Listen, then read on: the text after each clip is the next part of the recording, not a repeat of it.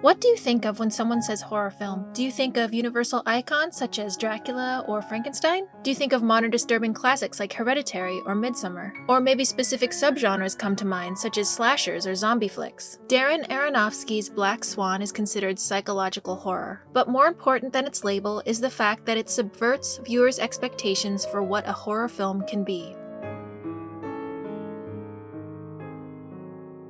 Nina is a ballet dancer who lives with her mother. Nina is a member of the New York City Ballet. The artistic director, Thomas, has recently forced its principal dancer, Beth, into retirement. Thomas is now looking for someone to dance the role of the Swan Queen in the company's production of Swan Lake. The role requires a single dancer to embody the innocence of the white swan as well as the force and seductiveness of the black swan. Eager to impress Thomas, Nina gives a nearly flawless audition but does not land the role. Upset and desperate to seek Thomas' approval, Nina dolls up and asks him for another chance. He assaults her and she bites him. Impressed by this sudden show of moxie, he awards her with the role of the Swan Queen. Later, at the season opening gala, Nina meets the new company dancer Lily. She also has an encounter with Beth, who accuses her of prostituting herself to Thomas. Later, Beth is hit by a car, breaking her legs and ending her chance of ever dancing again. Nina begins to resent Lily. Lily dances imperfectly, but with more freedom and passion. Nina becomes obsessed with nailing each part of the choreography perfectly, practicing late into the night on her own. She begins to hallucinate the sound of fluttering wings and whispered voices, and uncanny visions of her reflection and doppelgangers leering at her. One night, Nina and Lily go to a bar and take ecstasy mixed with alcohol and dance in a club before returning to Nina's. They have sex, but the next morning Nina finds herself alone and late for rehearsal. She confronts Lily, who denies they went home together, saying she went home with a man they met at the bar. Nina becomes more frantic and stressed and becomes convinced that Lily is working to replace her as the Swan Queen. Her behavior becomes increasingly erratic and violent. Her self-harm, paranoia, and visions become increasingly severe and disturbing. She acts especially sadistic toward her mother. On opening night, she becomes so distracted by the sight of dozens of her own doppelgangers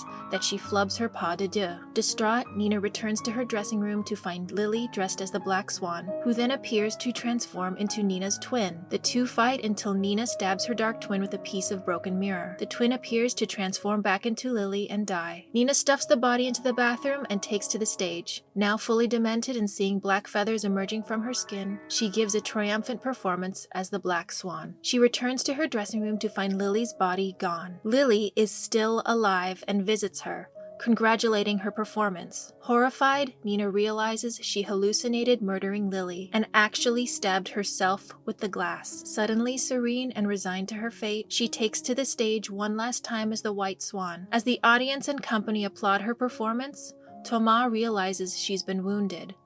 Nina only says, "I felt it. I was perfect."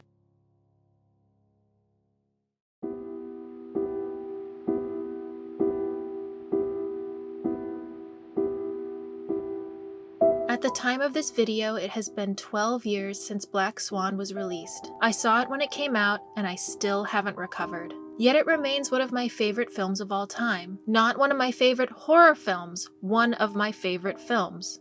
The care and thought put into every single frame, scene, set, and costume are astounding. The writing is such that the horror builds slowly and steadily throughout the film until it reaches the chaotic finale. It explores and blends themes of sex, perfectionism, professional pressures, Stop being so fucking weak! disordered eating and purging, and one's relationship with the self. The viewer sees the horror unfold from Nina's perspective. At the film's conclusion, the viewer realizes that the supposed body mutations and doppelgangers dogging Nina throughout the film were all imagined due to her stress and drug-induced psychosis. I often question my love for horror. Not everyone I know likes it, even among my film buff friends. I often find myself defending the genre, but my relationship with Black Swan is different. It actually scares me. I like supernatural and sci-fi horror because the creatures and situations in it are generally outside the realm of possibility. They feel safe. R.L. Stine once said that the difference between writing for children and writing for adults is that children have to know that the horror is fake. Adults have to know that the horror is real. And Nina Sayer's horror is very real. Nina is not the hero of Black Swan, nor is she the villain. She does not defeat evil in the end. The evil consumes her. She is the victim of a toxic workplace and an untreated mental illness. Tragically, there was no one in her life who can objectively see the warning signs or help her deteriorating mental state. Her mother, a former dancer herself, is anxious and overbearing and infantilizes Nina. She does make attempts to protect Nina, but in the end is powerless to stop Nina's path towards self-destruction. Her fellow dancers are catty and judgmental. Thomas is a sexual predator. The horror genre loves to demonize and sensationalize mental illness. However, this film identifies the high-stress, extremely competitive world of dance as the true horror. Nina's and Beth's downfalls result from vain attempts to please an unfeeling master. For Nina,